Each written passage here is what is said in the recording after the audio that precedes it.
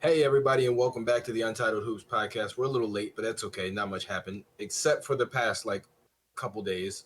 So we were letting that ruminate and marinate.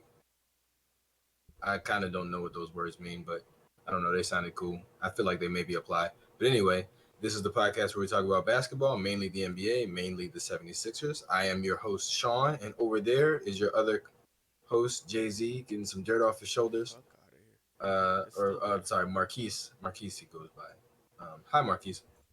Hello, Sean. So, NBA free agency. It has started. It's underway. Started the 30th. We are actually recording this on the 4th of July. So happy 4th of July, everybody, if you celebrate. To some people, this is just a day off for work. And for people like me, I didn't even take off from work. I still went to work. So, Ew.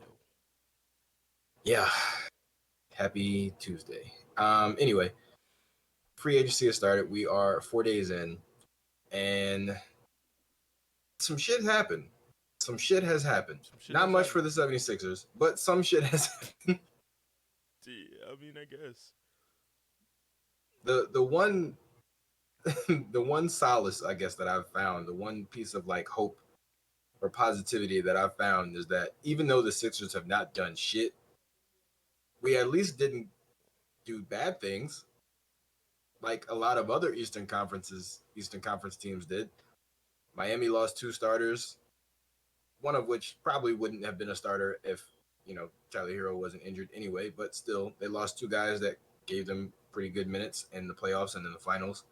Uh, Boston traded Marcus Smart and got Kristaps Porzingis. That wasn't exactly free agency, but still, that happened. Uh, who else? The fucking a few team. The Wizards traded away Bradley Beal. They were never much of a factor to begin with, but still, they're obviously in a rebuilding phase. The Toronto Raptors, I believe, lost Fred VanVleet, or did he resign? Lost. Yep, the Toronto Went to Raptors the lost Fred Rockets. VanVleet. He went to the Rockets, right. Yeah, I mean, besides the Sixers and the Cavs, and I guess the Knicks got better. They ended Dante DiVincenzo, Mm. little Villanova reunion. I can't talk. Sorry, it's very hot in this room. I'm recording a podcast in a sauna. It feels like, but I can't even be naked, so that sucks. But The fuck are you I'm talking sorry. about, dude? I'm sorry. I'm hot. It's hot and delusional. I'm hot and delusional. Not hot like that. I mean, unless you think so. That's not the point. The point is, I'm having trouble concentrating right now. But the Knicks got Dante DiVincenzo, so that should be some type of boost to their bench. There is some speculation on where D Rose is gonna go. I think most people feel like he's not gonna be with the Knicks next season. Sean, have Oh you wait, he's not? in Memphis. Yeah, I was about to say, have you Yeah, yeah, not yeah. No, been I'm tripping. He's in watching free Memphis. agency? Okay, all right. I'm sorry. I'm sorry. He's in Memphis. I'm sorry. Okay. Guns N' Roses, squad up. Guns N' Um, Roses. that's their new nickname, Guns N' Guns N' Roses. Roses. Who proved Somebody this? posted that a clip from that movie. I forget what the name of the movie, but with the guy who goes to prison and comes out. But it was like the guy who was he used to be like a drug dealer and gangster or whatever. He goes to prison, he comes out and he's all reformed and he's hugging like a kid who looked up to him. And somebody said this is gonna be D Rose and Ja next season. As he's Shit, bro. trying to Um, mentor him. what is your most surprising off season signing? Hands down, Gabe Vincent to the Lakers. Surprising. Yeah, that was surprising. I figured he would just resign. I mean, I'm sure the Lakers probably. That's the thing. I'm guessing the Lakers probably were just able to offer him more, but even then, the deal that they ended up giving him wasn't that much more than what Miami offered him. I believe Miami offered him like $34 million over 4 years, and LA was like 33 million over 3 years, which only equates to like an extra like 6 million a year or something like that. But this is the thing though. I don't believe that Miami was seriously considering him or Max Strus bringing either of them back because they were freeing up cap space for a Dame trade. I don't But think even they then, wouldn't they just be a part of the Dame trade? I don't no see why. because you would have to sign and trade two people, which is damn near Yeah, impossible. I Because don't like, know. I mean, if they get the money that they want, I don't see why it's impossible. well, look at where they're both going. That's true. They're not That's true. They both Blazers. went to contenders. Yeah, like I don't give a like, and then signing and trading two people, which means you not only do you have to sign them to a contract they like, you also have to have them both agree that they both want to go to the same To Portland. place. Like, Yeah. you know what I mean? Like that's just is impossible. Signing trades are Yeah. hard by themselves. Two of them not gonna work. Um, it is being reported that the Dame trade, obviously Damian Lillard has requested a trade, and that was kind of big news. Of Yeah. that's the biggest news of free agency. Dame finally did it. Pretty much. Um, Pretty and much. and he wants to go to Miami, and Miami has a package, but the package is not the best. Just like any other like star level player trying to go to a contender, when the contender is probably already traded majority of their assets and you know keep to be able to keep being a contender. So like Yeah. they're depleted of assets. I think they did do a trade with like OKC where they got some of the rights to their picks back. So I think they do have now two picks that they could trade. But like on top of that, like everybody's going to always revert back to what happened with Rudy Gobert. Like there's no way like that. That will never get swept under the rug because people are Yeah. like they got this for that. No, you're gonna have to bring in a third team. You're gonna have to like I'm going to get and I'm happy for Portland because of this. Like that Bradley Beal situation where they got back nothing really. I mean, Jordan Poole was the return for Bradley Beal, you could say essentially. So I mean, I guess that wasn't bad, but that was a secondary trade that brought that in. Yeah. It wasn't that initial trade. Whereas though Portland off the rip is saying they don't want Tyler Hero, they don't want him. So y'all gonna have to get a third team involved. So Tyler Hero could go there, and the third team is most likely going to be Brooklyn. Even though I've heard there's a chance that San Antonio might get involved, but they're more That would so be amazing. iffy on it. Tyler Hero did sign his contract, which is not bad, especially if you're like a rebuilding team or a team that is acquiring talent. Like I think Brooklyn is. I think Hmm. San Antonio more so is going to kind of stay put. They're probably going to have add some veterans to round it out to make sure Wimby, Keldon Johnson, Devin Vassell, the guys they have there are like obviously having Pop is a big thing, but having the veterans to play with you to show you the right direction, on and off the court.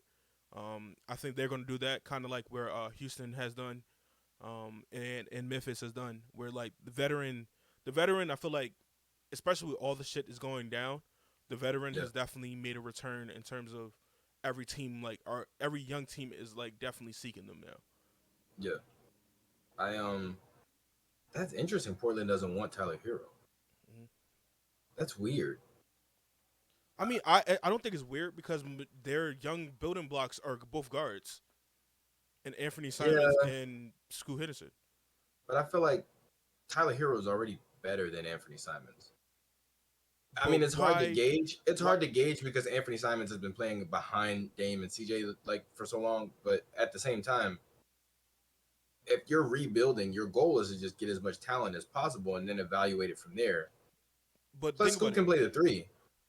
Scoot is 6'2". Why the fuck are we putting Scoot at the three? I mean, there have been teams that have played with three guards before, Yeah, like but you don't want that to be your all. Like that just be your lineup. especially when Tyler Hero being what 6'5". Like, But Tyler Hero doesn't play defense. yeah, that's true. And also, That's true. I think Anthony Simons and Tyler Hero play the same way. They play the exact same way. So why am I trading in Portland's mind? Why am I trading Anthony Simons for Anthony Simons when we already have him on a cheaper deal than Tyler Hero? And then we could trade Tyler Hero to like the third team, which probably be Brooklyn, and get I don't know. There's been reports saying that Portland originally wanted Ben Simmons as a facilitating five because they're trying to get Nurkic out, which I can understand for them because Yeah, they're not trying to do shit. You know what yeah, I mean? So like Ben Simmons going there, maybe even kind of like a Lauren marketing deal where like he goes Yeah. to a place where there's no expectations. He revives his career. They flip him, turn him into something. So that might work out for them there. And I mean, putting Ben Simmons at a 5, so he doesn't have to really, have to be on the perimeter as much, having to do stuff like that, just being in the dunker spot like forever, kind of. But But what's up? but you still have to have a pretty big four next to him who can at least knock down threes and get rebounds. Because remember, Brooklyn sort of tried that a little bit where they tried to play him big and they just were not. They were getting out rebounded like all the time because Ben was, even though he was a five, he was on the perimeter still a lot. But yeah, but also Brooklyn was trying to win. True. Portland is just like give us what we want because obviously them trading the majority of their trade is going to be coming from Brooklyn if they do that Yeah. because their Brooklyn is just going to give them a shit ton of picks just not only to get off Ben contract which they would have to do anyway but also to acquire Tyler Hero. So that's probably like Hmm. 5 picks they're getting from Brooklyn just to get Tyler Hero. And then Ben Yep. Simmons, like if you could, like I said, like, if Ben Simmons come there with no expectations, like you're gonna be a 5, we're gonna throw lobs to you, you can facilitate out the post, you could do this, you could do this, you could do this, and then he like slowly gets back to himself, or even like better than what he is. You can then flip Ben Simmons and Yeah. get more back than you probably would have gotten. With Brooklyn, like literally Brooklyn would have to trade picks. Now, if you could trade Ben Simmons 4 picks, like now you're in an even better situation because I do think Ben Simmons still have value, but I feel like Ben Simmons is now a Draymond Green type, where like Draymond Green outside of the Warriors, I don't think Draymond Green value will always be it would be shown constantly. Yeah. Like I think if Ben went to like a place like Dallas, I feel like that's where he could live out his full. I won't say full potential because I feel like that's kind of I feel like it's going kind of a little bit, but like be used the right way in a sense where Yeah. Luca can come off the ball, Kyrie can come off the ball, Ben could play make, they could throw lobs to Ben like that. It just seems like the right thing because he wouldn't Hmm. have to shoot. They don't really have a center. They just drafted Derek Lively, who's a Philly product. They got somebody back. I forgot who they signed. They signed somebody. I forget, but like he would be the better option of them. He still can rebound. He can defend the perimeter. He does have a fouling problem now, where like he's crazy. He's kind of like Dwight Howard back in his Sixers days, where like he finds fouls. Um, Yeah. but like still like that I think situation like that where like the two offensive the main offensive players are perimeter centric, and you might go well Kyrie and KD was that, but Kyrie and KD were you know they Kyrie and KD. Kyrie and KD, even though you would go and play with Kyrie, which is one of them.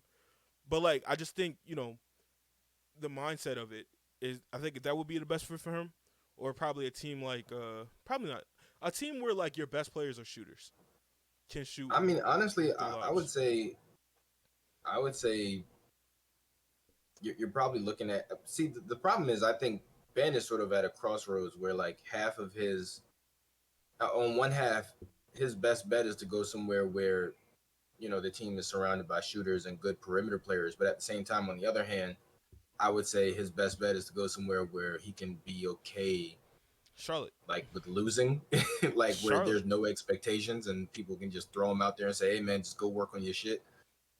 And yeah, Charlotte might be a good option. I think him and Lamelo might be a pretty good 1-2 punch as far as like both of them being able to handle the ball and also them being deadly in transition. That might be a good option, but it's just tough because there isn't really an ideal fit for Ben, both game wise and I think mentally. yeah. But back to free agency news. Yeah. What? Why am I drawing a fucking blank? I just had a beautiful transition and then it just died. It just Oh fucking no. died. The You want to talk about transition Chris Paul? died. Chris Paul. We talked about Chris Paul in the last podcast of how he would fit. Um, We did. yeah, we Oh did. yes, we Yeah, did. we did. We God talked about damn. Chris Paul, bro. I mean, Yep. it's been a while. Jesus. It's been a while, It's but been a we while. Yeah. we did, we did, we did, we did, we did. I Yep. wanted Yep. to talk about how Dame got Jeremy Grant paid. how Dame got Jeremy Grant paid to the point that Portland had to go fuck. No, we meant to give him that money. We meant that everything we wanted Yeah. to give him that money Yep. for Dame Yep. to We meant to stay. do that. For Dame, like Dame kind of pulled in a way a LeBron when LeBron used to get people paid, but like in a Hmm. different way. Whereas though Bron wasn't going to leave, he just wanted his guys to be around him. Whereas though Yeah. Dame was like, all right, I'm gonna wait until y'all see what you guys do. And they're like, all right, we're gonna do everything Yeah. we need to impress him. He named the most like you know what is crazy? It kind of reminded me of when KD first requested his trade, where he like, I'll stay under these outlandish conditions. All right, And right. it's like with KD, like they kind of obliged halfway. Like they fired Steve Nash, but I think they didn't fire Sean Marks. Um, but with Dame, it's like, yeah, I want Jeremy Grant to get the bag, and I wanna go after Draymond Green. I want us to sign Draymond Green in free agency, knowing damn well Draymond is not leaving the Warriors. Yeah, Like especially not coming to fucking Portland where y'all haven't not the done Portland, yeah, not the fucking done Portland. shit. You haven't done I shit, think man. the biggest rumor was Detroit, and that's only because he's from there. And Detroit is, they got some young pieces or whatever, but But mostly they have money.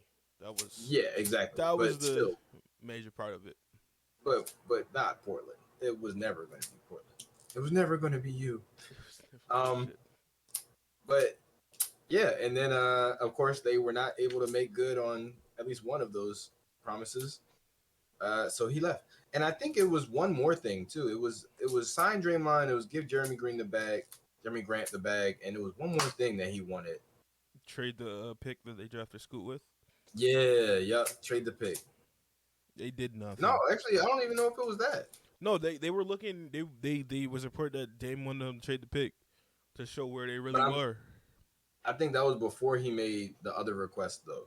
No, it was because Yeah, that was truly the oh fuck they're not yeah. they're looking They're not towards the rebuilding. yeah. I mean, they're not trying to build around me. They're actually rebuilding.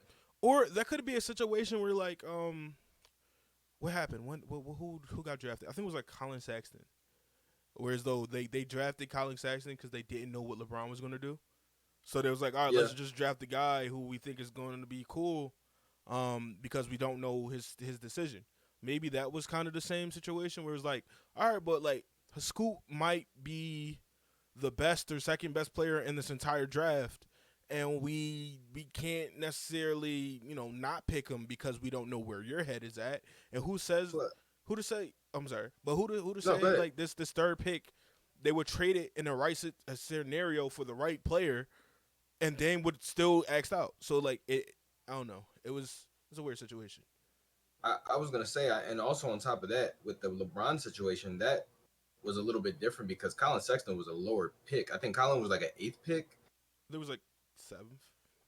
Yeah, seventh or eighth. But the third overall pick is different. Like that's a much more valuable asset than seven or eight. Now, obviously, this was a pretty good draft, so you could still get value at like seven or eight. But it's like if your options are trade this pick for a better player, or just draft somebody who you hope can carry your franchise in the wake of Damian Lillard leaving, you're not going to do that with the eighth pick.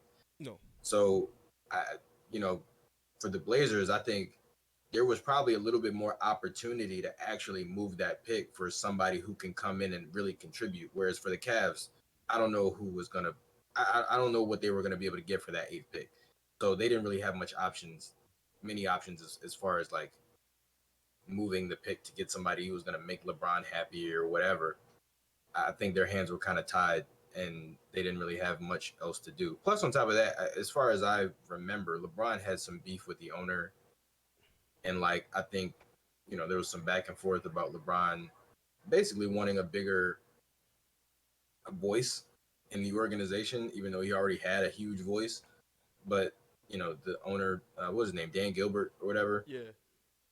Him and they kind of went back and forth, and that was a huge part of the reason why LeBron actually ended up leaving the first time, not just because he wanted to win a ring, but because he got fucking tired of Dan Gilbert. And I think his mom actually, LeBron's mom, said that too. She was like, I didn't want him to go back to Cleveland.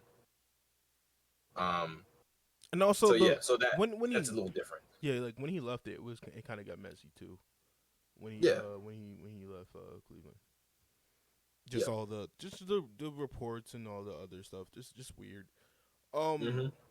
but we could possibly move on to cuz we're going to come back to like rumors and stuff like that as more like pop up and stuff like that. And Hmm. Dame's possible suitors other than actually Dame has other suitors that are interested in him. But But he's he only named yeah, his on his the Heat as far as his preferred destination. like normally a guy who wants out gives a team a list of three to four teams that he would want to play with. Yeah. But Dame has Even literally though lately said, it's been even though lately it's been less. yeah, he was Lately it's literally been like two or three teams. he was literally like Miami or bust. But also, Yeah. what is bust? What is bust? You just Right. gonna I be think there? Bust for him, Cause I think Bust is just stay in Portland. yeah, cause it's like I don't. Dame is not the type that's gonna sit out. Like I He's not don't. gonna sit out. He's not gonna sit out.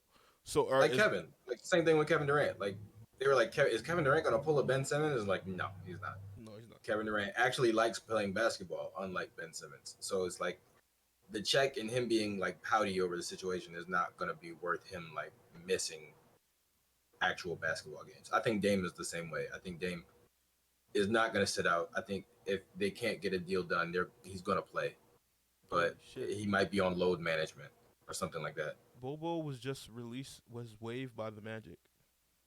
How does this keep happening? I need somebody to explain to me how this keeps fucking happening. How does this keep happening? What Bobo? People giving up on Bro, him. yes. Bobo to the Like Spurs. I Wimby and don't Bobo. understand.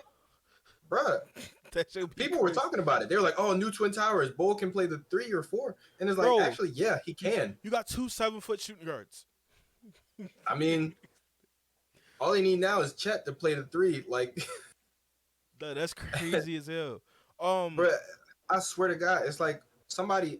It was on No Chill Gill, and they were talking about Chet. They were like, Chet's so good. He's gonna be this and he's gonna be that. And I forget the guy's name, but he's one of the co-hosts. And he was like, "Why do people not say the same thing about Bobo?" He was like, Chet hasn't even played yet, and people have these high ass expectations. Since he's come out of college, Bobo has done nothing but show you infinite potential, and yet he doesn't get the time. When he does get the time, he gets pull it away. Yeah, they pull it away, or it's in garbage minutes when nobody cares anyway. Why does nobody look at Bobo the same way? They were like, Bobo can do everything Chet can do. If not a little bit better, he can probably handle the ball better. mm. Like we haven't really seen him be a prolific shot blocker, but that's only because he's been more of a ball handler. Like he's been playing more of like perimeter centric game as opposed to Chet, who's definitely going to be like a 4 or 5. But I don't understand how people keep getting this fucking unicorn and just be like, yeah, he can handle the ball and shoot and score in transition and all this other shit, but we just don't see it. Like, how does this keep happening? So I'm currently looking at the free agency moves so far, and like the team that won free agency so far is the Lakers by far. Lakers, By Lakers, hands far. down, These hands just some down. of the names. Bringing back Austin Reeves. Yep, Bringing back Rui Hachimura. First off, Austin Reeves' deal is significantly lower than a yeah, lot of people. They were talking they was going to match up to 100 million. How the yep, Spurs were probably going to swing in. yep. Bro was getting paid less than Rui Hachimura and D'Angelo Russell. Listen, I think. Well, I'm pretty sure in the NBA. Well, I don't know. I got to look it up. But I'm pretty sure in the NBA when it comes to like contract negotiations, part of the process of like you being able to ask for more is accolades. So I think the fact that D'Angelo was an All Star at one point might have some sort of effect on it, but I can't remember exactly because I think it's based on like years or whatever. But or actually no, never mind. That's actually not true. That's with your current team. If you were an All Star with your current team, it's usually based on the season. But So like for but instance, Giannis, if Giannis won MVP, he'd probably get a bonus and then can ask more in his extension. no, I'm not even But talking. I'm not talking about that. I'm talking about the fact that he was legit the third best player, no, I and he's know, I getting know, paid less than Rui Hachimura, less than yeah, D'Angelo Russell. Like he's yeah. getting. You know what I mean? Where like he was. I mean, Rui Hachimura has a argument, but Yeah, D'Angelo Russell was fucking buns. Was I don't know about fucking that. bro. He was He was trash. he was inconsistent as He fuck, but was he wasn't trash, trash. bro. He had one game where he scored 9 points in the fourth quarter, and then it was like, oh my god, D'Angelo Russell, and then he went right back But to being ass. remember, Keith, how many points did James Harden have in the last fourth quarters? I know, and I Last admit three that he quarters. was ass. But that's the thing. He wasn't ass. He was inconsistent because he also Yes, had two 40-point games. So it's like D'Angelo Russell had some good games, but they were few and far in between. But either way, what I'll say is he's good for their system. He's better than Russell Westbrook would have been for sure. because he can. I mean, I can't even say he has an element of shooting because he couldn't fucking buy a shot. I don't know. That's I the just, inconsistency. That's not that's not who he is regularly. but like, it's He's a that, better shooter than Westbrook. but it's the simple fact that Austin Reeves, I felt like he should have got paid more, and obviously No, for sure. he signed the contract, so I guess he was okay with it. You know what I Yeah. mean? And I can't really argue, for another man's pockets when he's getting paid millions of dollars. You know what I mean, like Yeah. that. But like, still, it just seems kind of crazy how like he wasn't signed out the first day. He didn't Mhm. sign till like later into the second day, where like Mhm. everybody, it could have been like a James Harden type deal, where he was like, oh, just take. But like Yeah. he also just burst onto the scene, so it's like you would probably think he would want the most money He can possible. get. Yeah. But I don't know. So I think what's crazy. I watched the uh episode of the No Chill Gill podcast with Iman Shumpert, and Iman actually talked a little bit about that. Excuse me. When it comes to the way that teams will negotiate with players, especially certain types of like personalities, like certain types of guys, they will actually go to guys and try to like sell them on a lower contract if they know that it's a guy who values loyalty, if they know that it's a guy who actually really enjoys being on the team that he's on, and if they know that it's a guy who's probably not like a superstar. Because Iman said like there'll be times when he go into negotiations and not even realize he's not necessarily being played because he knows what's happening, but the way that they work it just works so well that you fall into the trap where he's like a team will pull you in and say, "Hey, look, man, you know we love you. Um, the the thing is like we want to keep you. We really want you here, but we really we're looking to bring in this other guy just to add depth and add some more talent to the roster, and we need to make these cuts. So it's like we're gonna have to offer you." And he was like, "You could be up for a contract worth like $45 million," and they'll say, we got to give you 40 so we can have enough room to bring in this other guy. And he said a lot of times as a player, you're thinking about like, well, I don't really want to switch teams. I like it here. I like my teammates. I like this situation. I like this locker Am I room. really going to bug out over $5 million? Right. Am I really going and on top of that, it's like the guy that they might be trying to bring in might be my guy. Where it's like, oh yeah, I know him. Like I fuck with him. That's my boy. That's my dude. So it's like you don't realize until afterwards, like, damn, I really just let them short me $5 million, even though they might say, hey, we'll hook your fan. He said the way that they do it is they'll offer other incentives, but the incentives are not at all worth $5 million. He was like, yeah, we'll give you some extra tickets at every home game for your family to come out, and maybe we'll rent you out a box like for every home game or whatever for your family, and you could have like an extra seat on the jet so your wife can come with you and all this. And he was like, they'll butter you up with these little like incentives or whatever, but when you add up the cost, you can see it's definitely not worth the amount of money that they're shorting you on your contract. It's just to butter you up to kind of get you to stay, to make you think that like they're really trying to make it worth your while. But he was like, if you think about it, any other job, if your boss came to you and said, yeah, we're going to reduce your salary so we can bring in this other editor, you'd be like, get the fuck out of here. Like you're not going for that. But well, He's like, any also, other job, you're not going for that. But they sell you on the team. They sell you on, we're a team. We got to work together. We got to sacrifice. And he was like, there's no other career path where your employer would come to you and say, yeah, we're either going to fire you, or no, we're either going to let you go and let you go earn the money that you deserve somewhere else, or we're gonna reduce your contract so we can bring in this other person to help out because you're not enough. What it felt like to me was like Austin Reeves' agent like came in and was like, "We want $56 million," and Lakers like, "Okay." Like that's what it like it Yeah, feels like a little yeah. bit. Cause like But see, realistically, here's I will. here's why I disagree, and it was because it was after D'Angelo Russell. Yeah, That's the only reason why I disagree. Because if you saw D'Angelo get that, you should have asked for more. If it was first, if Austin was first and he got that contract, that would make a lot of sense because they would have no frame of reference. It's like in the NFL when they were talking about Lamar Jackson and Jalen Hurts. They were like, Lamar Jackson is not going to sign a contract until he sees what the fuck Jalen Hurts gets, so he can ask for more. And yeah. for a 3 days, Jalen Hurts had the highest contract in the NFL. And then what happens? Lamar Jackson signs for But 10 million more or whatever. in essence, I don't want to go too deep into the football thing, but like also Jalen Hurts was coming fresh off of a Super Bowl, so like Right. I'm not necessarily going to give you everything. Obviously you probably do it because you don't have another quarterback in your back pocket, or there's nothing else out there, or you probably sold your fans on the possibility of bringing Lamar back to the point where like you kind of pigeonholed yourself to having to, or like no other options type shit. Whereas those like also his team is coming off the Super Bowl. We keep flaming But out and like you know what I mean like but I think the the consensus was still Lamar Jackson's a better quarterback. So he's not thinking about the team success. He's thinking, yeah, we're ass because of y'all. It's not because of me. I'm definitely the better quarterback. Therefore, I need to be paid better than this other guy who's not as good of a quarterback as me. I think Austin Reeves' agent, who's an agent, he's not Austin Reeves, obviously. He's not thinking about it the same way. He's thinking, well, my guy played better. Therefore, we're not going to accept less money than a guy who didn't play as well.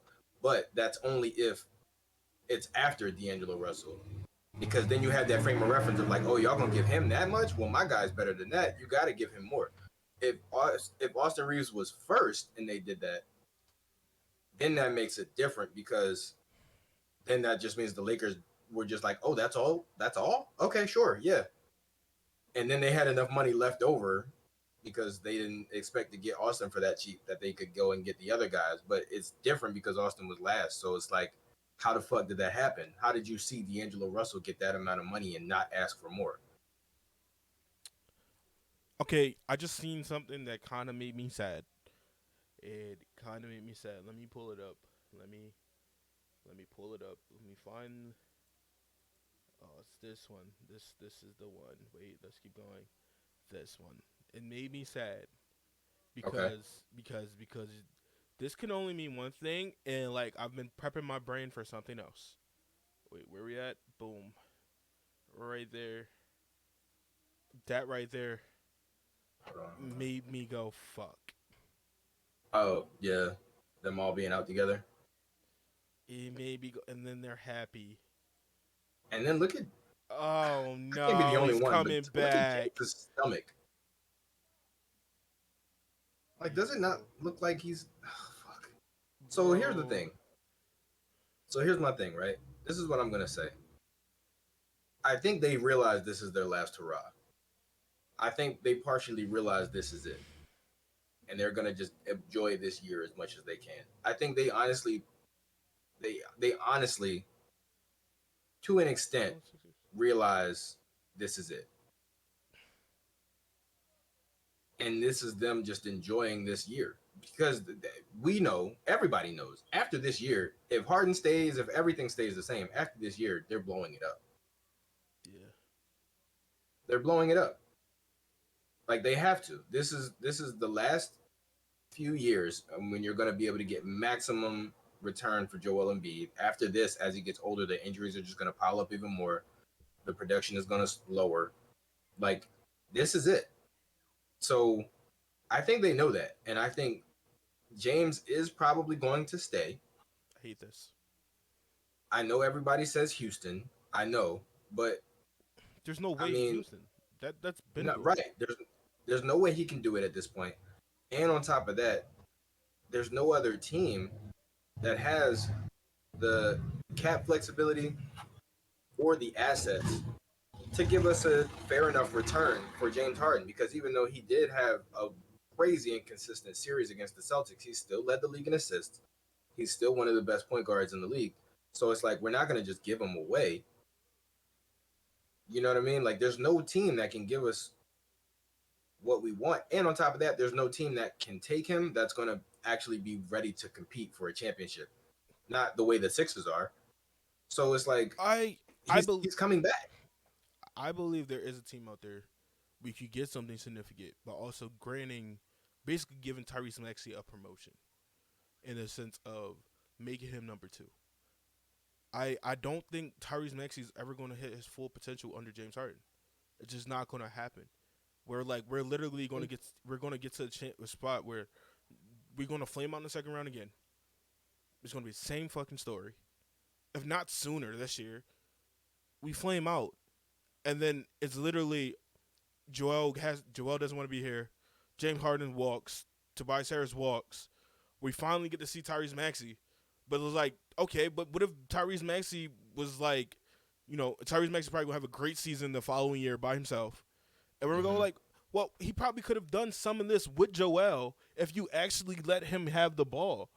Like we've seen so many times where like only time like they literally had Doc had Tyrese run with the second unit Yeah, because James Harden was like he got back into Houston James, or it was only him and Joel yeah, being the action and everybody else was just corners. Like yeah. what could like the just the sheer like ability of Tyrese Maxey is not just standing in a corner. Well, I think that's something that will, and this is why I say it's the last year. I think that's something that they're gonna evaluate Nick Nurse on, because it's like, okay, you're supposed to be the guy X's and O's wise. We want to see what you can do with this lineup, and if it doesn't work, if you can't get this to work, then it just doesn't work. Or have we Now, already seen that it has not worked and we're just beating on a dead horse right now? well, I mean, maybe, but at the same time, the thing is, Nick will be the one to figure out what does work. And if that means not playing Harden as much with the ball in his hands, the ownership, or at But least the front office, this I think would see that and be like, okay, well, maybe we just don't need James. but if James Harden, we've seen it, if James Harden does not have the ball in his hands, he's fucking Ben Simmons. He doesn't move. Yep. He stands in the same spot. Everybody else is trying to get into action, and James Harden just standing there. It's like, bro, like why? I think Daryl Morey is so fixated But on see, James but that Harden's comes down to partnership. coaching too. Are you going to allow that, or are you going to sit his ass? What you literally have no choice. Kind of, you're paying this man $35 million. I You brought know, him back. It's like you but kind of still, have no choice. but still, you That's like do, when because you. you're in charge. You're the coach. You have to have the balls to sit him down. I don't care how But much this is he's the making. whole thing. This is the whole thing. We're sitting him down where we could have three other players that could be I know, but used. if that's the case, if that's the fuel that it's going to take for to get Daryl Morey to see like we don't need him, trade him, so we can get pieces back, then that's what it's going to take. But then we're fucking ourselves You're not gonna again. convince Daryl Morey that we don't need James Harden by playing James Harden a lot. That's just not how it's going to work. It's just not. That's just But not how it's going to then work. Sean, we're fucking ourselves again because then we're gonna do another midseason trade where nobody has won a championship off a midseason trade.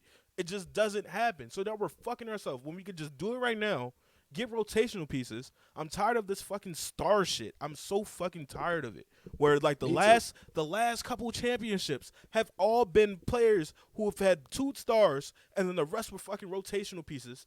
Probably one elevated guy more than the other, more than the Yeah. others. Whereas like, bro, we have yet to had the last time we had a bench was the first year we made it to the playoffs. And that was an inexperienced Joel, and that was an inexperienced Ben Simmons. Where we have now an MVP Joel, and Hmm. y'all, you want to star hunt and do all this dumb shit. Where it's like, if you could trade James Harden right now for fucking Norman Powell, Marcus Morris, and fucking Nicholas Batum or fucking Robert Covington, you fucking do it just with the simple fact of we now have guys who are a legit NBA players, who are Yeah. legit NBA players, instead of forcing someone into a position that they will never get in any other fucking team. And we don't Yep. develop guys, so they're coming in raw as fuck. Raw as hell. We're not the You Miami would, Heat where we develop people. We just yeah, fucking throw people in there and just go do something. yeah. Here's my thing. You would think that after we were the number one team in the in the East, doing exactly what you said, when we literally just had Joel and Ben as the two stars, and then you have role players, guys like Tyrese Maxey as the backup point guard, you have Seth Curry as the two. Like you had guys who were stars in their role. Tyrese as a six man, Seth as a shooter and secondary ball handler. Tobias, like you had guys who were stars in their role, and we were the number one team in the East. You would think after that, that would be enough to say, maybe we don't need a third star. Maybe we just need better coaching. But we're at a point where James is not getting better. There's no No. way. There's no way James Harden's gonna be better next year in the playoffs. I'm saying in the playoffs because people are gonna be like, but James Harden had a great year. He led the league in assists. He did this. He did that. He shot his best percentages from three. We don't give a Well, fuck about 82 no more. I I don't care I don't about even 16. so here's the thing, and this might be a controversial opinion. I don't blame us losing to the Celtics on James Harden. I don't blame it on Joel Embiid either. Because here's the thing. Here's the thing. Before you go off, James had two 40-point games. He literally won us the first game. Joel had three straight 30-point games. I would argue that Joel and James did what the fuck they needed to do. Everybody else fucked up. Tyrese had one good game. Tobias had half a good game. Like fucking PJ had half a good game. Like there's not everybody else fucked up. In the critical moments, everybody else did not do what they needed to do. D'Anthony Melton could not knock down a shot. George Niang obviously couldn't play defense on anybody, but we already knew that. But in addition to that, he was also missing shots. Like everybody else fell apart. James and Joel did literally the best they could in a situation where everybody knew they were the guys. They still gave you two 40-point games and three straight 30-point games. I, Like the I, reason why we were up in game five, or the reason why we were up 3-2 in the first place was because of them. It was nobody else. It was no, nobody else. I blame James because yes, those games did happen and those situations did happen, but we can't take away from the fact of why D'Anthony Melton was having a bad shooting night, why George Niang was having bad shooting nights. It's because James Harden gets into his bag when he turns into Houston James, where he waits to the last 3 seconds to pass it to somebody. And then these are guys coming off the bench. They're not starters, so where they should get into rhythm by open shots rather than having James drive and kick because he doesn't fucking drive unless he gets a fucking Sure. ISO. You throws Yeah, it off to somebody for 3 seconds, and now they just gotta throw some shit up. They're never going to get into rhythm coming off the bench by doing that shit. We're like, I agree, but I agree, but I think at the same time that also falls on Doc, which is another person who I don't think gets enough blame in all this. I just I don't believe in James Harden. I just don't believe in it. I I mean I don't can understand that. I don't believe him as I just don't. His mindset is I'm still James Harden when reality is like you're not no more. You're I can not. understand that. I can understand that. I think he is, but just not. He can't be that consistently.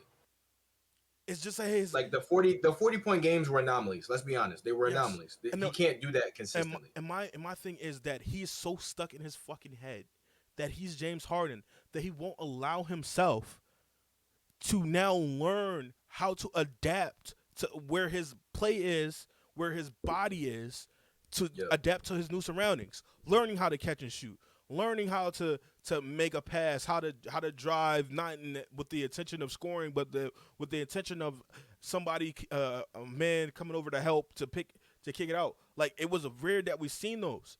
And when we did see it, it was because he fucking wanted to do a layup, but then realized he couldn't do some shit, so he jumps and passes it, and he does some crazy shit where somebody has to have to get out of their like their shooting pocket, and then have to move over to the ball, which means now the defender has a chance to come over. Now they're stuck with the fucking ball, and then we have to reset the offense with 7 seconds left. Like we can't have those situations where, especially in the playoffs, because we become really, really predictable because yeah. we know I where it's going.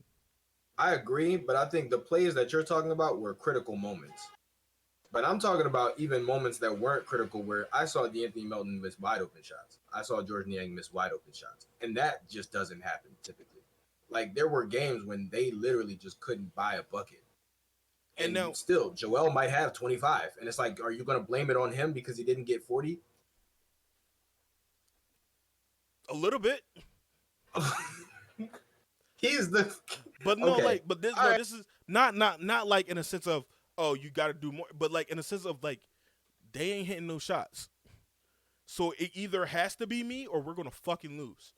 Even to this, But even if he I has to agree. be, But that's when you get forced. That's when you get them forcing shit. And then they're but looking no, at the that's refs what I'm for saying. calls and not getting Even back on defense because they're even frustrated. even if he has to get himself to a place where Joel's gonna get double regardless, but even if he gets himself to a place where he's hitting shots, where like even if he's tired to fight through that shit, to the fact that like he's the decoy, like to the so they can also they so it gives them time to find their rhythm. Once again, these are guys that are coming off the bench, and when I'm like what I'm saying is if they miss a first couple shots, and also we need better bench players. This kind of ties into what the fuck I'm doing. D'Anthony Yeah. Melton was our best player off the Yeah. bench Yep. because he was the only guy who if his shot wasn't falling, you could still afford to keep in the game. That Because was he he played great defense. because Yeah. he played great defense. George Niang was a stopping cone. Fucking what's his name? Shake Milton couldn't buy minutes. Jalen McDaniels, they literally let Jalen McDaniels walk because he lost his spot in the rotation to George Niang, who was once again was a cone when he And couldn't. fucking and Daniel House. Right, Daniel House. He like when you lose your minutes to people like the reason we traded you is because we knew George Niang was going to have these problems. The reason we traded for Jalen McDaniels that is because we knew George Niang was going to have these problems. Even if your shot wasn't falling, you could still stay on. You could still get back the points on the other end by getting stops. But that shit Yep. wasn't even happening. So that's why we let him walk. And people were like, man, you did all this for Matisse and you traded all that. I'm like, bro, what the fuck you gonna bring back his like him? He's not young. It's not like he's a young developing piece. He's 25, bro. 25 in the NBA is kind of bro. You kind of is what you is. You're there now. Like you're a veteran now. You're like Like you are what you are yeah. now.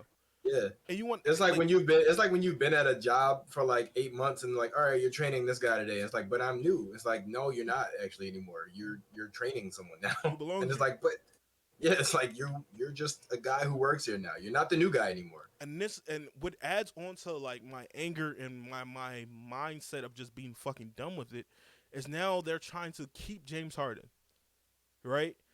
In a Mm-hmm. situation where we like they're literally trying to build back this relationship and we're missing out on key guys that if you Yeah. trade James Harden and you get these three players back who probably make significantly less, and you have a little bit more of cap space, you can even afford to keep Tobias in that matter if you know him for continuity and him with a expanded role, and probably he regains his confidence again. We're missing out on key guys that like legit. Milwaukee just signed Malik Beasley. Malik Beasley is one of those guys where like he could be cool, he could be good, he could be one of those guys that you just have to guard because you have to respect him, or he could be one of those guys that can win you a game in the playoffs. You know what I mean? Well, I think that the I think the reason why they're probably trying to mend that relationship is because they've shifted the focus from trying to move James to trying to move Tobias. But they said that they have no interest in moving Tobias. And when Yeah, and it's not a flea like James Harden they said they don't want to move Tyrese Maxey, which could be a play on like them wanting you to up the offer. Whereas though right. Tobias, nobody's gonna up the fucking offer on Tobias. Nobody's gonna be like, all right, well, we're gonna throw in 5 first-round picks now, guys, because we really need a Tobias. Like nobody's going to do that shit for that Yeah. contract where they have to give out way more than they're getting back. Like with James Harden, like it may be mending the fits is their terminology, but then you see pictures like that. You see him talking. There's another picture of him talking to Josh Harris, Michael Rubin. Even though he's not with not the Sixers anymore, he's still a fucking undercover agent. Like everybody knows that shit. Like you know Yeah. what I mean? And it's just giving you sight that they're gonna try to do this, but it's like, bro, we are like Daryl Morey is so like in love with this man that he's going to overlook everything and everybody else. That was the reason I didn't want James Harden, because I foresaw this happening. I knew he was going to get so fixated on James Harden that he was going to disregard damn near even our superstar player Yeah. to make James Harden. What the fuck have we done to make Joel happy? Nothing. Nothing. Nothing. Nothing. His And his homie Joel's his homie is still sitting out in free agency. You want to make Joel happy? Go sign Justin Anderson. But no, who the fuck you signed? Patrick Beverly. You signed Daniel House. You're not doing this shit for Joel no more. You're doing this shit for James. right. I mean, at this point, see, Joel worries me. Joel worries me in the sense that I feel like he's kind of like Kawhi. Like he's not. It's never gonna get to the point where it's like a Dame where it's so much drama. I think it's gonna get to the point where Joel just quietly is like, "Hey guys, yeah, I'm ready to go. Go ahead and train me." And And like it's gonna come out, and it's gonna come out, and it's gonna surprise people. Like Joel Embiid requested a trade. Like it's never gonna be a surprise. I mean, it's never gonna be like, oh, murmurings like Joel Embiid is not happy with the Sixers. Joel Embiid is it's like I don't think it's ever going to be something like that. I think Joel is always going to give the right answers in the press conferences. I think he's always going to say that he's working with the organization and trying to come to an agreement and all this and that. And I think out of nowhere, it's just going to be Joel wants a trade. I can't believe him. I'm not gonna Me blame him. neither. Like, Me bro, neither. go ahead, bro. Go ahead. Like, cause like they're not even playing to you no more. They're Yeah. not even trying to get guys that fit around you. They're literally, what the fuck does Patrick Beverly do? Like, it might be coming off crazy because like Patrick Beverly might be a good signing at the end of the day because he's a decoy in the sense of he can make a opposing. We have a lot of point guards and smaller wings in our conference where like if Patrick Beverly does some shit and the other guy does some shit and the other guy's a star player and they both get thrown out the game, we could afford to lose a Patrick Beverly, whereas though they can't Yeah. afford to lose their guy. So that might Yeah. turn out to be good. But if it wasn't for James Harden and Daryl Morey being on this team, I think Patrick Beverly would be probably a better signing. But like to the fact that I feel like they're signing Patrick Beverly to appease and try to lure James Harden back to the Sixers is fucking crazy. Like I just don't. I don't think. I don't even know if it's to appease James Harden because I don't know if James cares them. I don't know how close him and Patrick Beverly are, but I think they're in this mode where they feel like we need more, uh, like we need more PJ Tucker energy, but from someone who can afford to get thrown out of a game, not PJ Tucker. But let's not forget when Patrick Beverly was on First Take, he was literally kissing James Harden's ass. Oh, Literally. sure. Just like Well, I puckering think James up. James is probably the only star that he's played with who like understood his value. Because even like LeBron, Patrick hated LeBron for a while because he got cut from Miami when LeBron came, and like all this other shit. He didn't like Westbrook. He didn't like a lot of stars.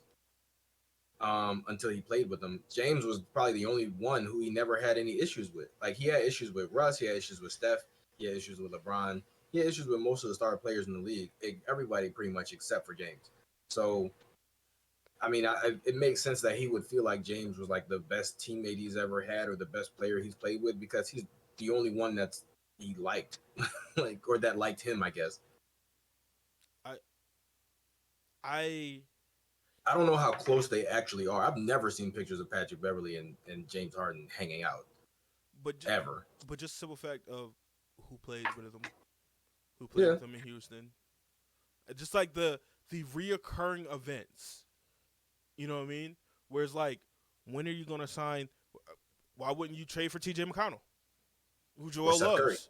You know what I mean? Why wouldn't you? Why would you let Seth Curry go back to Dallas for 2 years, $8 million?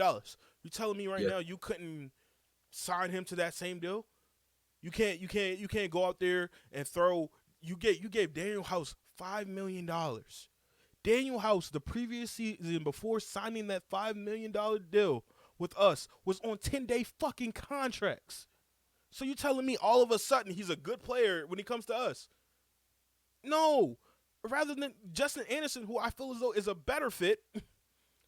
yeah, Justin Anderson just playing in the G League. I feel like I don't know why teams are like, he's not a superstar guy. He's not even a starter, but he's a solid rotation player. And you can Just get him for less than 5 million. and you could get him from less than that shit. Bro is gonna be happy to have his jersey next to fucking Joel's again. Like there, it's just so many things that you could have done to show Joel that you're for him, and you constantly are doing it for James Harden. And it's like Joel might just be that guy, like you said, Kawhi, just smiling, put on my hard head, go to work. But like at the same time, that shit is going to like he Run we out. can't act like he's not seeing it. Yeah. Like that, come on, like it's just too much shit. And Let it, Joel isn't like Dame, where like Dame's had nothing but love for Portland his entire career, and the Trailblazers have had nothing but love for him for his entire career. Joel's had some ups and downs in Philly.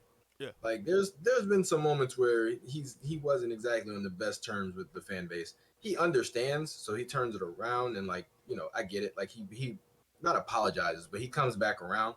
But Joel, I don't think would be as bent out of shape about leaving Philly that Dame would be about leaving Portland. Especially since Dame's been in Portland for way longer than Joel's been in Philly. yeah. I mean, give or take 2 years. Uh, yeah. Day was drafted in 2012. Joel was drafted in 2014. Oh yeah. So That's right. kind of close. Well, no, 4 years. Yeah, I guess. But he was Because still in Philly I mean, though. yeah, He yeah, was still even 2 years out was talk of the town. yeah, What is Joel going to be? What's Joel going to do? Why are we yeah, drafting Joel when we got Joel? Like no, there it was always. I mean, he obviously wasn't star status, but he was still like people were talking about him. You know what I mean? yeah. Like, Can you imagine if we traded that third pick that we took Joel Okafor with? can you What we imagine? could have got? Like even if we just traded back, Yeah. But we like had, we got Devin Booker. and then it was also We the could have traded what back and got Devin Booker plus a player. what fucked us up. I think is that we had essentially too many chefs in the kitchen. Whereas though our regime Yeah, yeah, constantly changed from Brian Colangelo, from like the people, the staff that worked there was like, take a second look at Jason Tatum. But he was so fixated on Markel Fultz, and then yeah, he gets out of there, and then the guy who comes in, Ellen Brandon's like, why the fuck is Markel Fultz still on the team? Let's trade him, but let's also trade Mikal Bridges for Zaire Smith, and then Zaire Smith is here, and then the next regime goes, what the fuck is Zaire Smith doing here? Let's fucking release him. Like, you know what I mean? yeah. And whereas like it's too many people over here, constantly making different decisions, cleaning up what the old regime did, and it's like, all right, let's find a group of guys. If you're gonna let guys go, sit down, really think about who the next group of guys is. Look at their track records, look at what they've done, look at their failures, look at their accomplishments, and go, okay, you bring in those guys that you really feel confident in, and then go, okay, for the next 7 years, this is going to be you. This is what we expect. This is what we want. This is where the ideal team image or team like personality we're looking for. This, that, and the third, and then let those guys build that team. You know what I mean? In a sense of where I feel like would have happened if the NBA didn't get involved with Sam Hinkie, whereas though if Sam Hinkie got to see his stuff through, because I don't believe Sam Hinkie was going to draft would have drafted Markel. I feel like Well, no. Here's what I'll say. I think Sam Hinkie would have kept that pick. I was gonna say it's not that I don't think he would have drafted Markel. I don't think he would have traded up Yeah, because Boston didn't want to draft Markel. That's what it really was. Boston didn't want Markel. We knew L.A. Lonzo, that was a done deal, yeah, it was done. right? We knew that, and we knew nobody was going to take Lonzo first because the Celtics had their He best only player. worked out with one team. Yeah, the Celtics' best player was a guard. Our best player was Joel and Ben, who was kind of a point guard, but we needed a secondary ball handler who can be a secondary ball handler, a combo guard, not Lonzo, who was a true point guard. So Mm. neither one of us wanted Lonzo. We knew LA and Lonzo was a done deal, but there was everybody should have known if Boston doesn't want Markel, why the fuck would you trade up to get him if you could just probably get him at Because 3? If you know essentially that 1 and 3 would be 1 and 2. Essentially 1 and 3 was 1 and 2 because whoever wasn't drafted at 1 was would be going to drafted 3. 3. Yeah, like Yeah, it. exactly. I don't know. So there was no point in making that trade. I still to this day think that was the stupidest decision that I've ever witnessed in my time as a like actual basketball fan, like somebody who watches not just the games but also the draft and free agency and all that. Like that was probably the stupidest decision I've ever witnessed, where you trade up two spots from 1 to 3 to get a player that you could have gotten at 3, and you ended up giving up even more assets because I think we didn't just trade the 3, we traded the third pick plus I think we had what another pick in that draft. yeah, yeah, we traded Another basically like two picks, late. I think we had another late first. late first. Yeah, you basically trade 2 first round picks to move up 2 spots and get a guy that you could have gotten at your And spot. I think we traded a first, another pick in the late first, and we traded a second round pick, and then Yeah, they traded that pick. and a second round pick. It was a late second round that they traded Yeah, to yeah. I think Brooklyn, and that second round pick became Nicholas Claxton. So and then that's number one was that you could have got Markel at 3. You gave up more assets to get a guy who you could have got at 3. But the second reason why it was the stupidest decision I think ever is because sure we needed a secondary ball handler, but we also needed a small forward. There was not really much like yeah we had Robert Covington, but there was no reason why Jason Tatum you wouldn't assume would be better than Robert Covington. I know they gave Covington the bag or whatever, like they gave him a pretty good deal, but just slide him to the fucking 4. Like it doesn't make sense. Why Or you would think that you need a shooting guard specifically when really either Markel Fultz or Jason Tatum would have fit perfectly fine next to Joel and Ben. Both of them would have fit great next to Joel and Ben.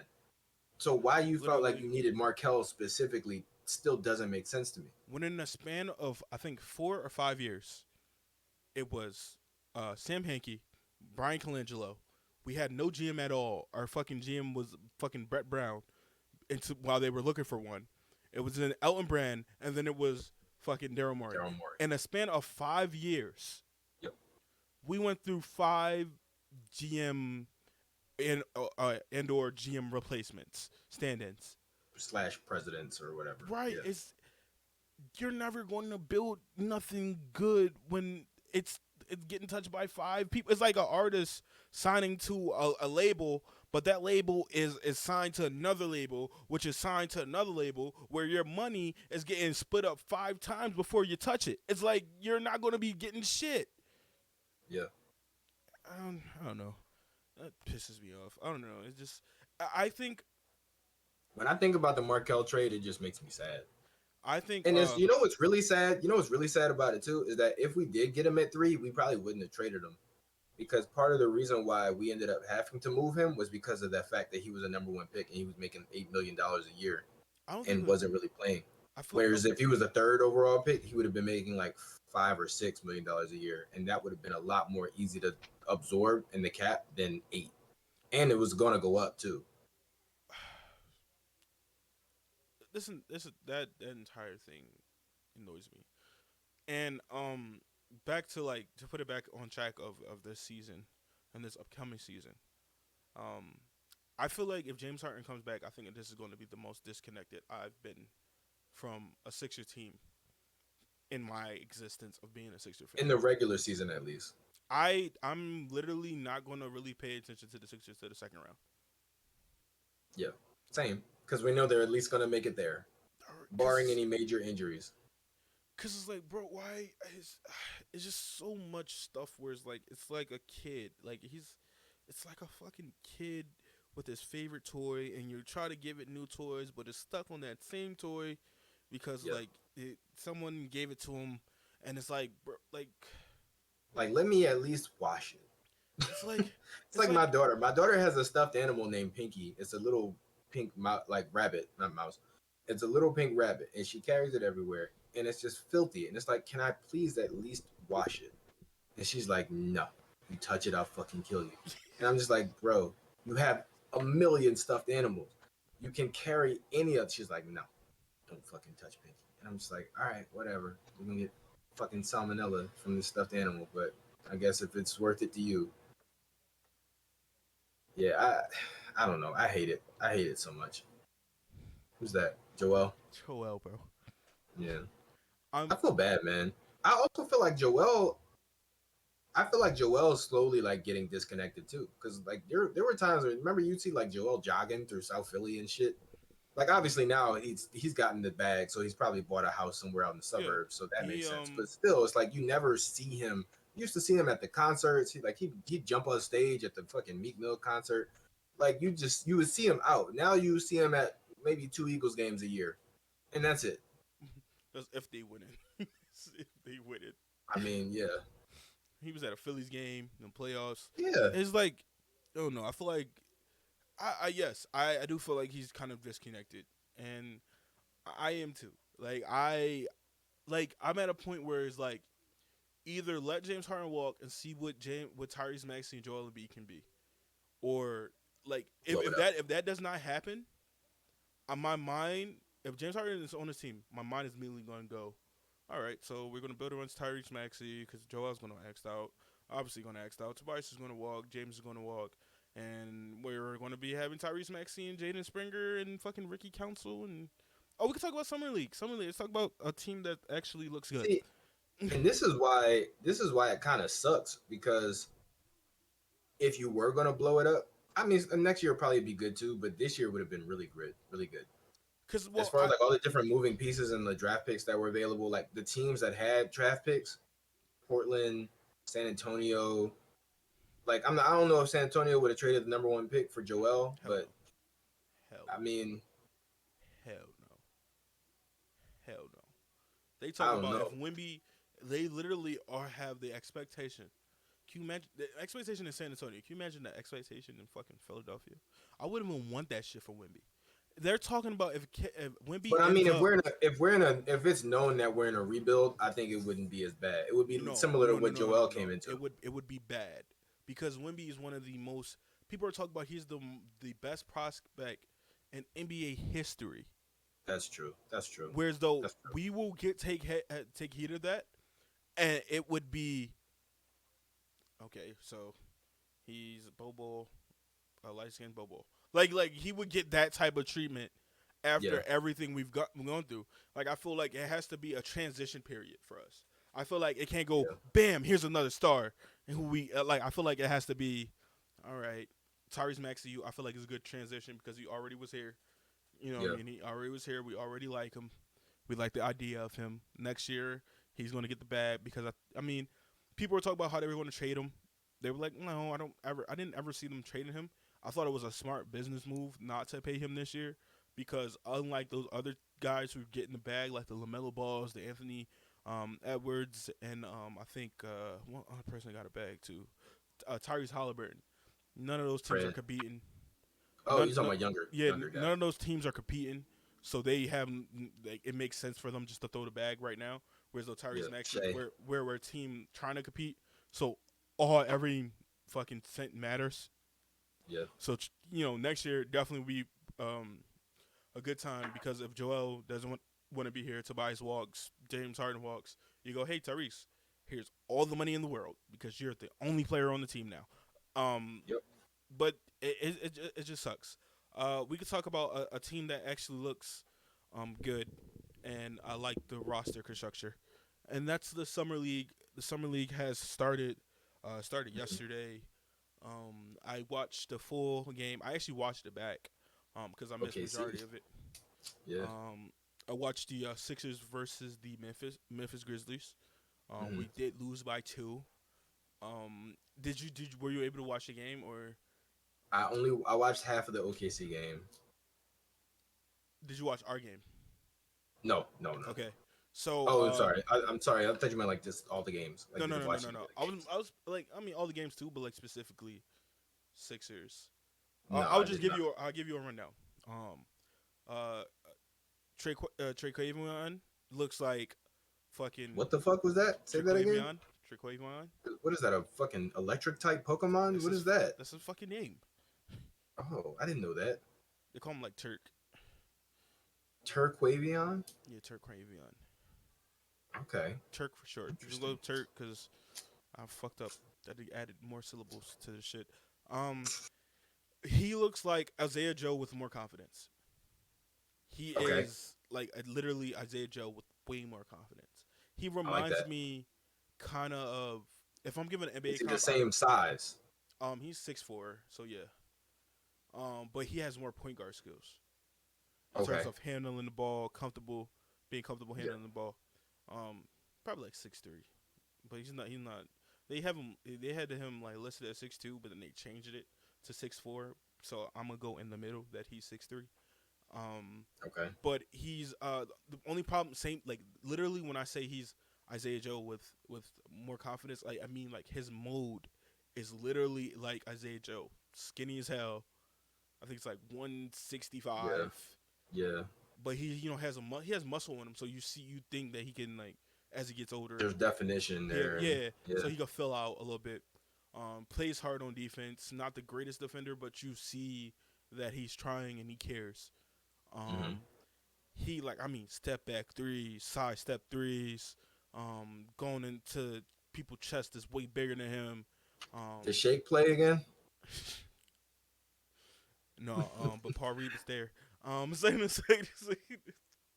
Paul Reed. We never talked about Paul Reed. Paul Reed is still a fucking free agent. No one's okay. We'll get back to that. We're talking Summer League Sixers. Summer League Sixers. Um, so the Summer guy Sixers. Summer Sixers. The Summer Sixers. Uh, like he really impressed me because like he has this fearlessness of fuck it. I'm listen. We in summer league, bro. Yeah. Like you think I'm gonna pass this Nobody's shit? watching. Like I'm telling you that, and it's amazing to me, and I love this. I love this move by Nick Nurse to coach the team because now Nick Yeah. Nurse is looking. Nick Nurse is one of the coaches in this league that would throw something out there that you did not see fucking coming, Hmm. and the fact Hmm. that he is in the gym with these young guys, Jaden Springer, Ricky Council, Turk, like he's in there with them, seeing what they can do.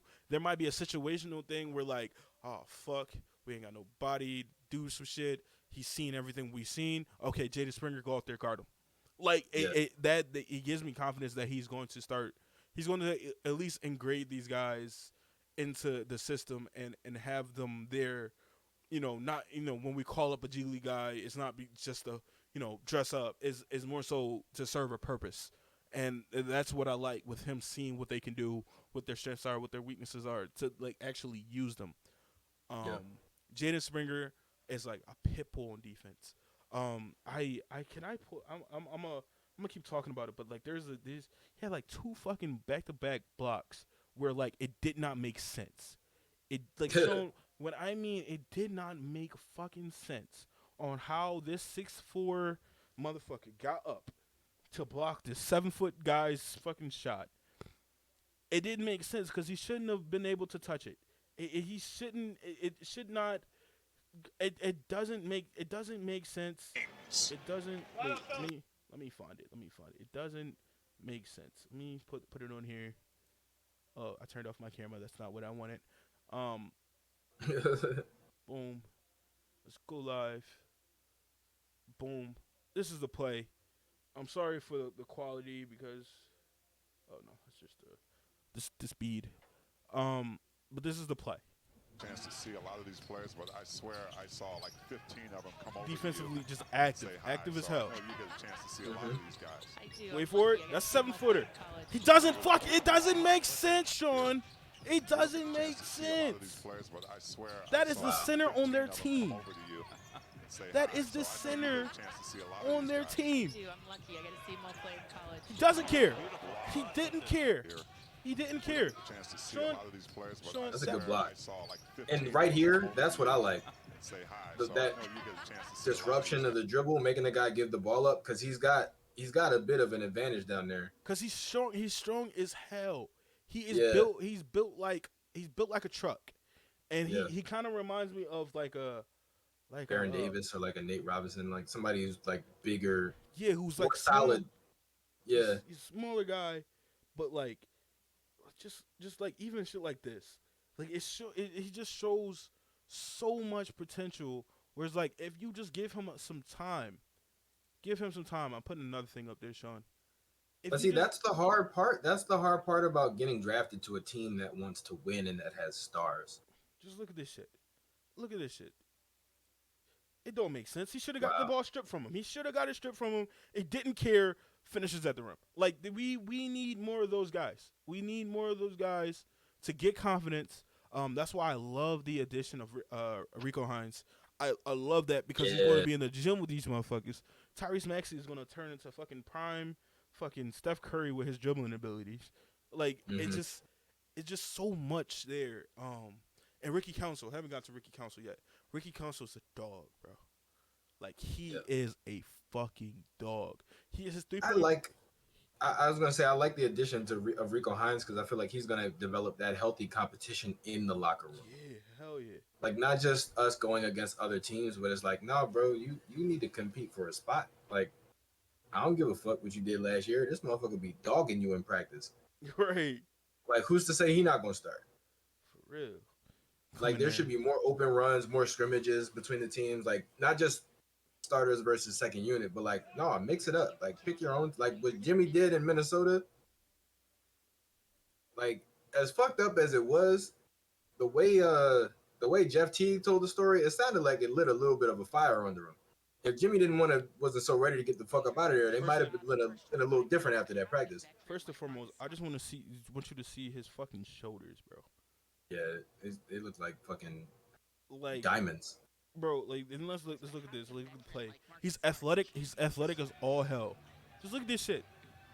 Just like he off one foot.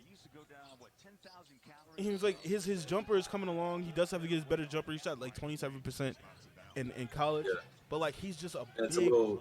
body. His release is slow, but it's high though. Just look at him, bro. He look like his See, I physique. like that he fades.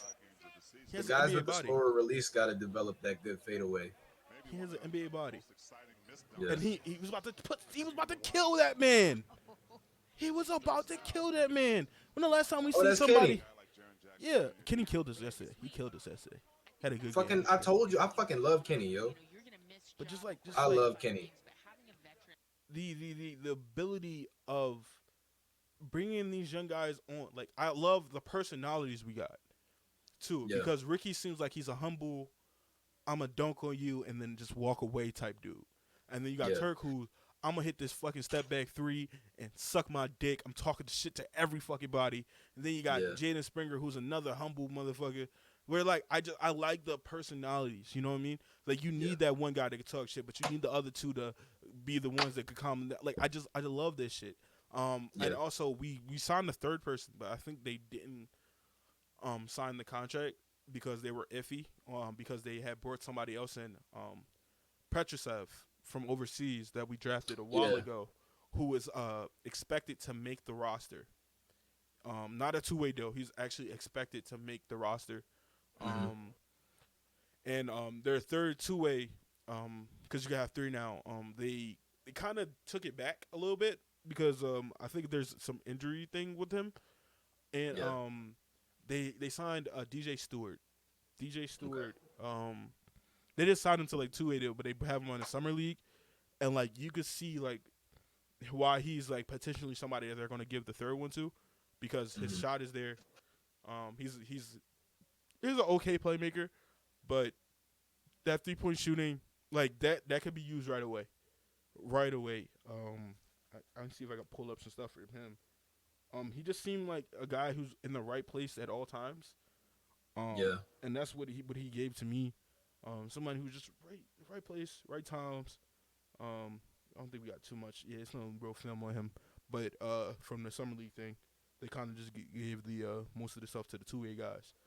But like Right. it just seemed like they wanted it. You got guys who wanted it, and then having their actual head coach being the one that coaches you, it's cool as hell. Right.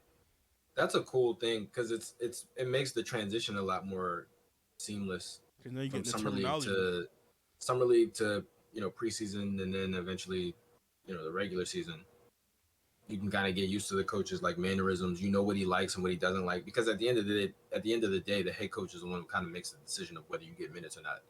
So to be able to make an impression on him this early is huge. I want to show you some of this Traquavion footage. Oops, wrong button again. I'm the king of pressing the wrong buttons today. That's what she said. Shut up. I I don't know if that worked or not. It didn't. It didn't work. Oh, It didn't man. work, and now you're canceled. You're canceled now. Wow, no, I'm canceled. Let me run this footage. Petrusev rebounds.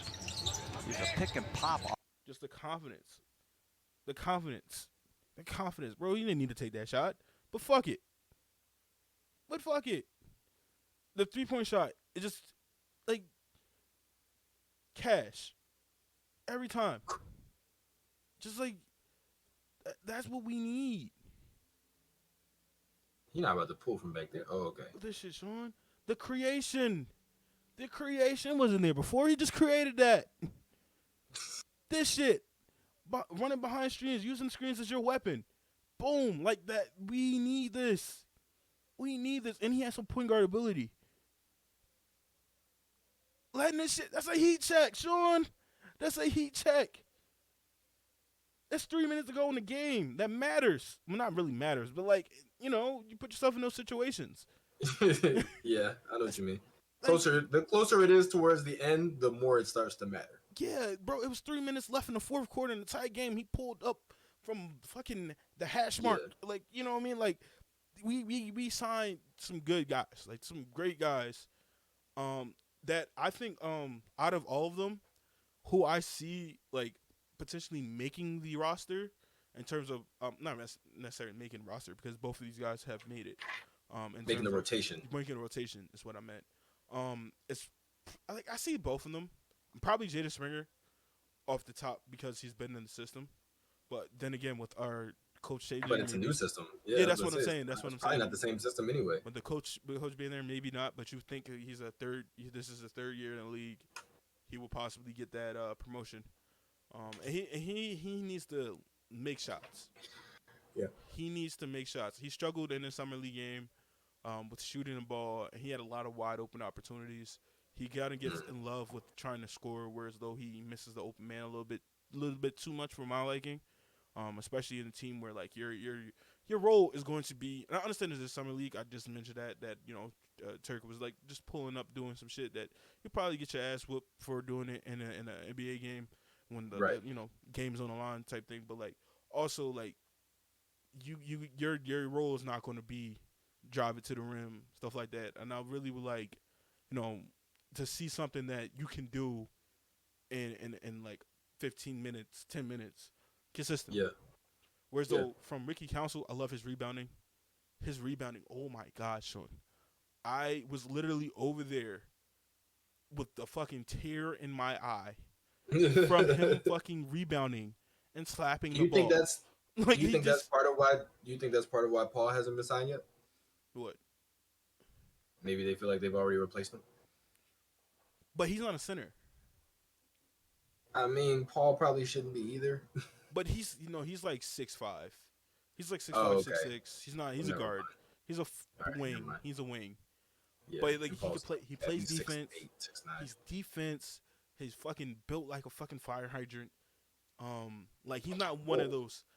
He's not one of those fire hydrant guys. When I say like a PJ Tucker or what's his name, David Roddy guys, or even Kenny Lofton, where like they're like bigger guys, but like you know they still kind of work out a little bit, but like they're undersized but stocky. Yeah, he's like built, like, and his rebounding, his athleticism. He kind of reminds me of Matisse, but he's not scared to shoot. And like he just dunking over people, trying to kill people. Like I love that, man. I love murder. I think more people should try to murder on the basketball court, people. on the basketball court. I think more people should try to do it.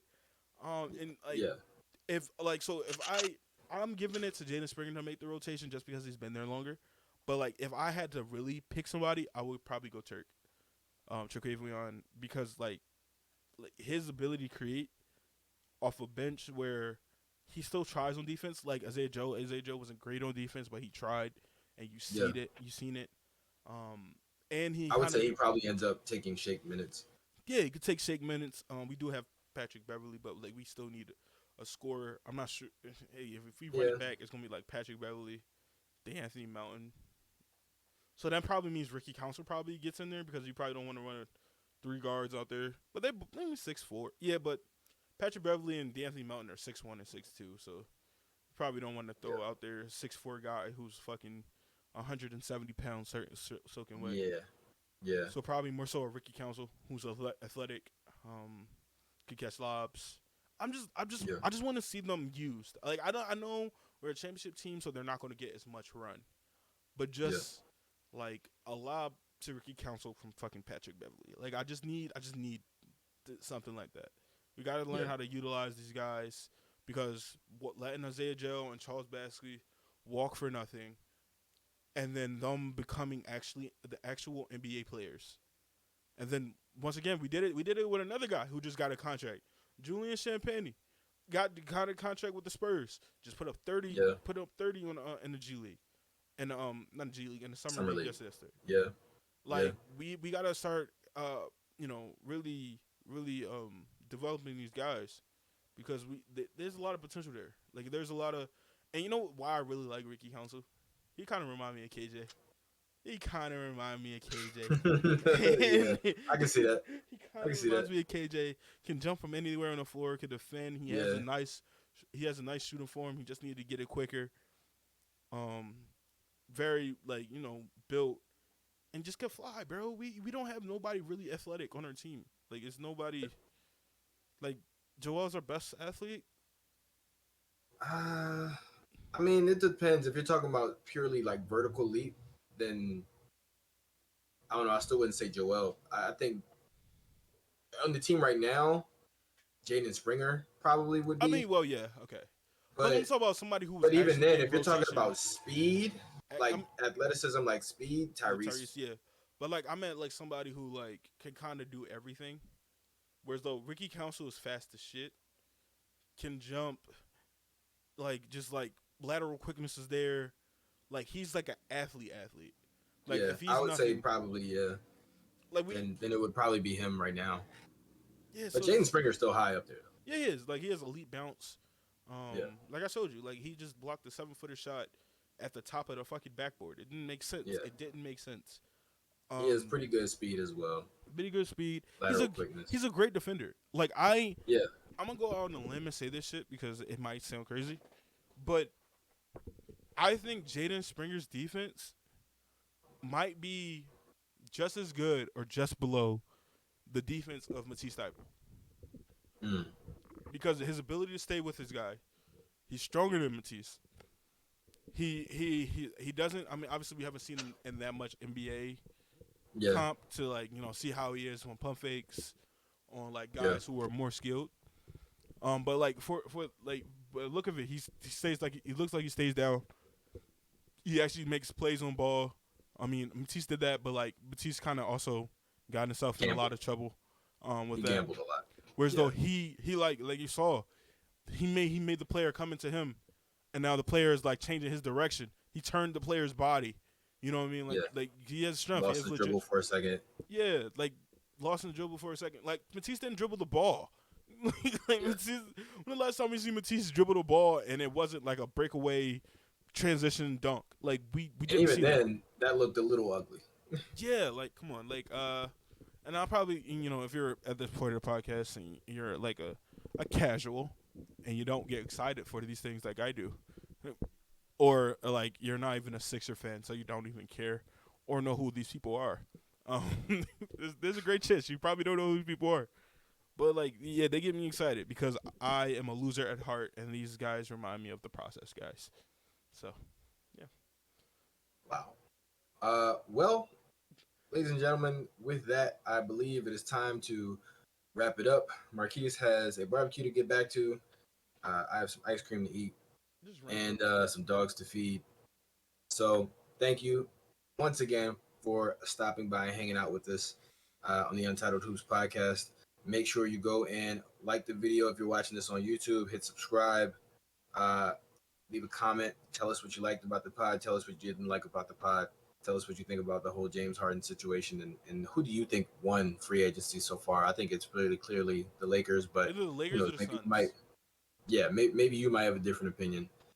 Follow us on the socials And make sure that you go head over to the website to check out not just more episodes of this podcast, but some of the other podcasts that we have. And you can check out some of the gear and merch that we have available in the shop. Marquise, do you have anything left to say? If the Sixers don't trade James Harden, I'm going to blow my fucking head up with these fucking firecrackers that are out here. I don't think he's going to do that. See you, ladies and gentlemen. Come back to the next episode to see if I'm alive.